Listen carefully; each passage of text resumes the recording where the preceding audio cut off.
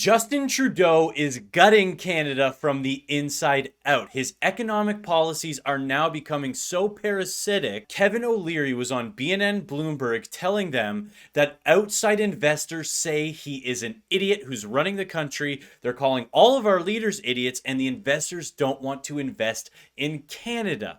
And on top of that, the new jobs report came out, which is why I said we're being parasitic, because the numbers, if you actually break it down, this 90,000 job print is very scary because of what's happening behind the scenes. I'm going to provide some context for that. And then we do have a video from CBC talking about grocery spending and some of the other things that are going on. We have a lot of stuff to cover in today's video, but today's is going to be very informative. You're going to have a lot more stats you can talk about with people at work. Speaking about conversations of work and spreading the message, exciting news. I opened my store down below. I've now got these Axe the Tax shirts available. I've seen a few of you guys in the comments asking where I got the shirt. I made the shirt myself and I wanted to make it available to you guys so we could spread the message, have more conversations about it. I also made hats available, mugs if you're in the office. That way people can say, hey, where's that mug from? And then there's stickers as well. I personally really like the shirts. They're comfortable. It's just a fun shirt. A lot of people don't realize how much the tax is impacting us, and we talk about it with the food today. So click the store link down below if you want to take a look at some of these items. Let's get into today's video. Dan Hong is on a roll, selling sushi at markets across Ontario.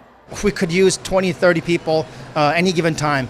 From chefs to delivery drivers, he needs more staff. We're hiring people and we're willing to train, but unfortunately, it's been very challenging to find people to work. Thousands of Canadians found jobs in food services last month and at hospitals and nursing homes. Tech companies also took on more workers. We are expecting to grow in the next 12 to 8 months between 50 to 100%. So there's going to be a ton of hiring there. Canada I don't know anything about that company that the girl was speaking from, but one of the things in tech is their whole model is growth. So they love to spin their numbers. So when she's saying, 50%, like they could have 8 employees be growing to 12 and CBC brought them on so it could be a puff piece. Added 90,000 jobs overall in April, the strongest month of job creation in more than a year. But because the country's population is also growing fast, the unemployment rate didn't budge from 6.1%. This time around, we did see quite a significant increase in private sector hiring, which was good news from an economic point of view. The report wasn't. Okay, here's why I want to break this down, because they're going to get into some of these numbers in a little bit, and here's why I need to preface this. 90,000 jobs sounds exciting. Until you break it down. Okay, we had 50,000 part-time. We had 40,000 full-time. Let's remove the part-time for now. We have 40,000 jobs, full-time roles. Okay, now we remove 26,000 because they are government jobs, not real jobs. Government jobs are not economically productive because it's taxpayer money, it's government waste, it's government bloat. So that's 26,000 jobs gone, fake jobs, not real. So we're left with, let's say, 14,000 private sector jobs. Okay, not bad. But then we've got the 50,000 part-time jobs. Wait a minute. Those were supposed to be private sector, right? Oh, until you find out that the majority of those jobs are government subsidized roles. So the Trudeau government decided to make a summer jobs program where they subsidize part-time employees for the 4 months over the summer, when you have your college university break. So for the 4 months of the summer, they have the summer jobs program where they provide subsidies to these companies to hire, which means the government is still paying for those jobs, which means of the 50,000 increase in private sector hiring, of course, they're part-time.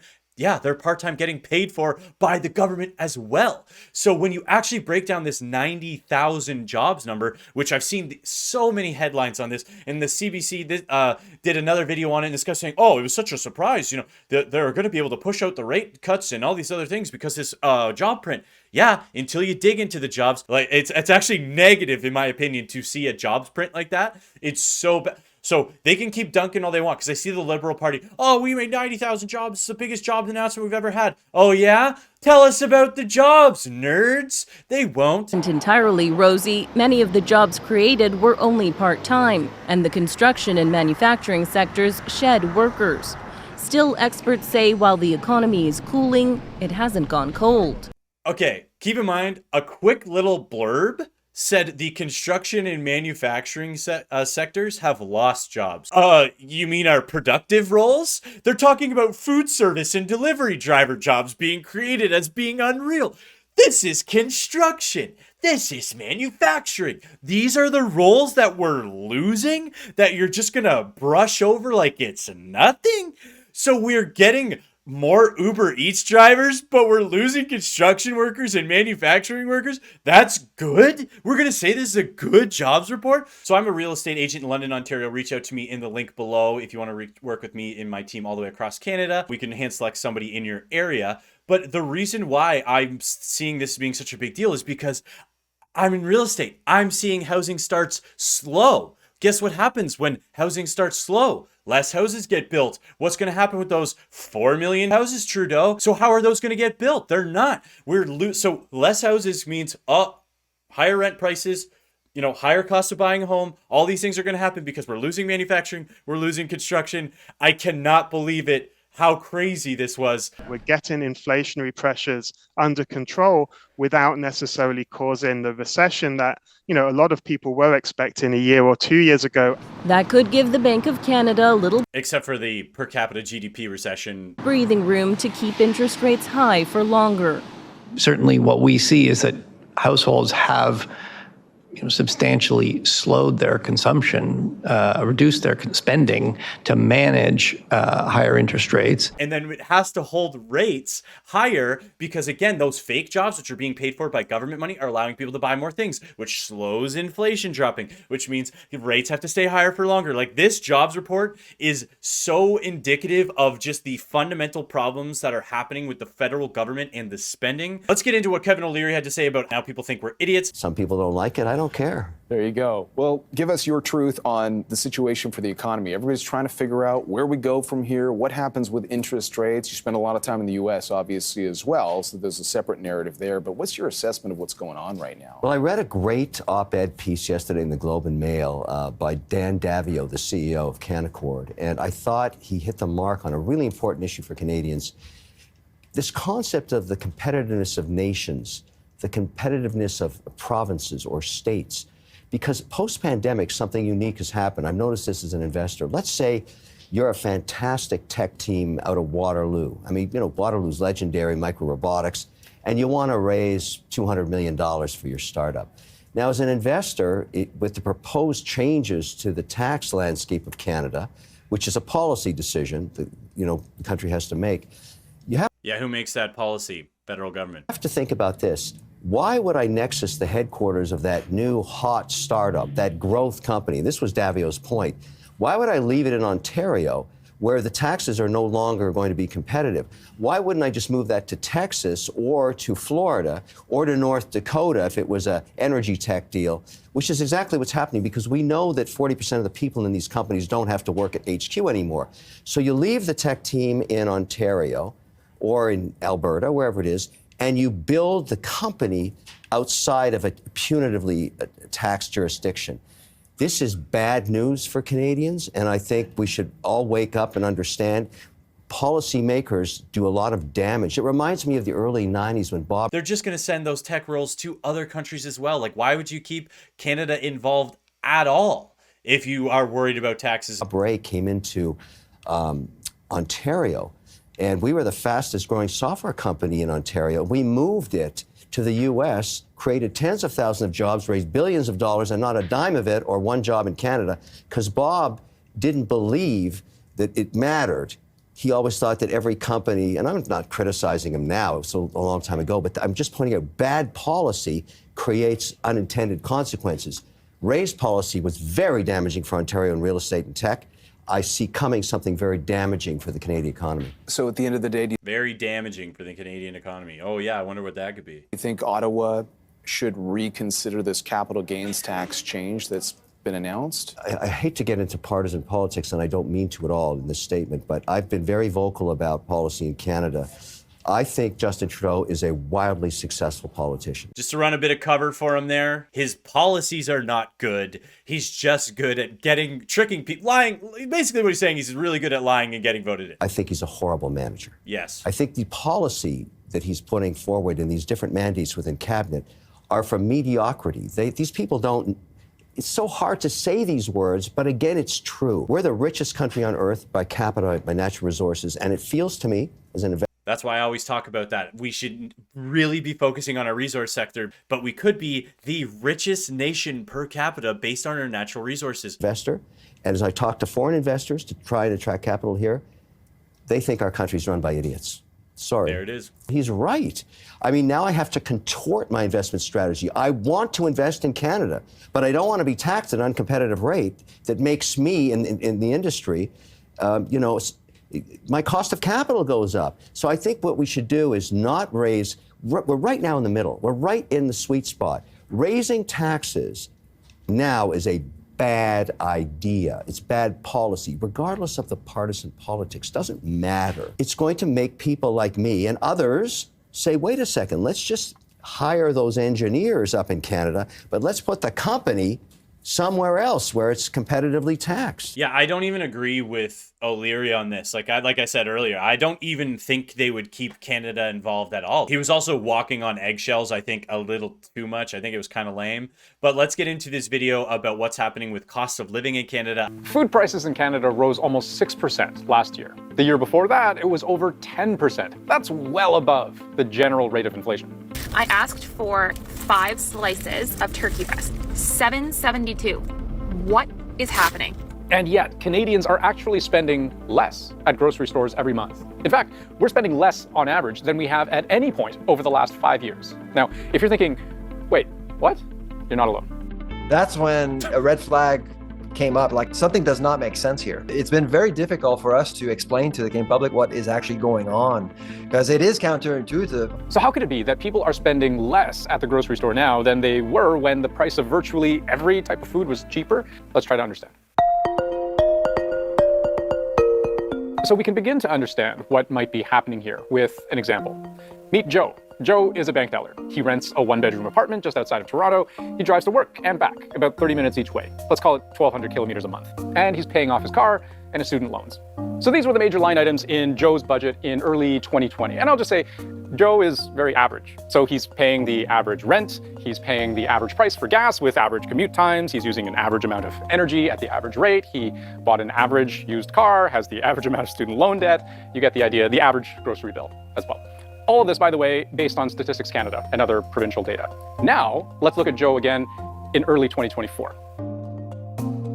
So Joe's personal opinion, I don't think Joe should have bought a new car. Rent, his gas, his energy bill, and loan payments have all gone up pretty significantly. Combined, The gas is nuts, though. Look at that. and he's paying, if I add this up here, plus, I think it works out to 600, can barely fit that What's impacting the gas? on. $602 more a month, or $7,224 a year, just on these 5 categories, not including groceries, and none of which are really optional expenses for him. He's kept his car, still does his laundry at the same time of day, still has to drive to work every day. Unfortunately, he doesn't have rent control. He's paying the market average.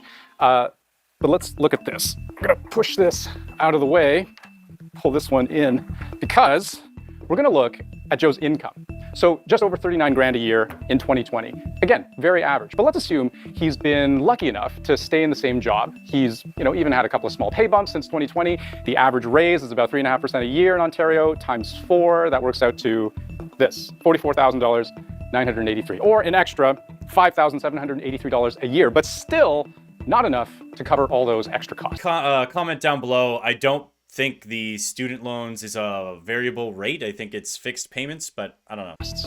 So Joe starts cutting back. He plays video games more, goes out to bars less. He goes camping for vacations. But he's trying to save up to buy a house, to have kids, and those goalposts keep getting further away. So he starts digging into his food budget too. He buys more packaged food, frozen food, less meat, fewer vegetables. So in the end, he reins in his grocery spending by almost $100 a month. So this is the average spending per person per month at grocery stores in Canada in early 2020 and in early 2024. You can't tell the bank to charge you less on your mortgage. You can't go to the gas station and say, hey, I want to pay less for gas. But what you can do is watch your cost of goods coming in the house. The cost of living Is that a local produce store? I've never heard of that, but if it's local, go support the local guys. is really forcing people to trade down to the grocery store. They just don't have enough money to support their nutritional aspirations. Okay, so this isn't just the author of this report assuming that people are cutting corners on food. There's data that shows food is a problem for a lot of people in Canada right now. For one, the number of people that Statistics Canada considers to be experiencing food insecurity has skyrocketed over the past couple of years. In 2022, almost 1 in 4 Canadians said they either had a much smaller selection of food they could afford, reduced their food quality or quantity, or in the most severe cases, skipped meals because they couldn't afford not to. With moderate to severe food insecurity, that's where we've really seen the rise. And that means that not always being able to offer a healthy meal, sometimes having to skip meals.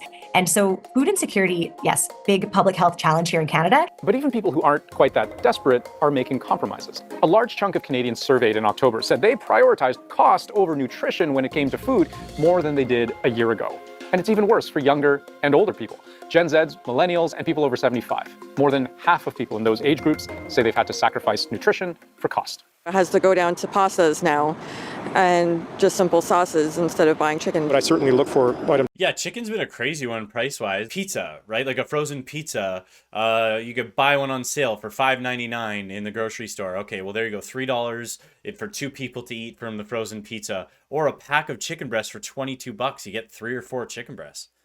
On sale, but it is a big concern. Because as soon as people will see, a tomato that has doubled in price, they'll just walk away from that category for a very long time. So with fresh, you spook consumers and you push them in the center of the store where there's more ultra-processed food, there's more calorie-dense food. According to Canada's Food Price Report, where these numbers are from, what the average person is spending on food has now dropped well below what the authors say we should be spending to maintain a healthy diet.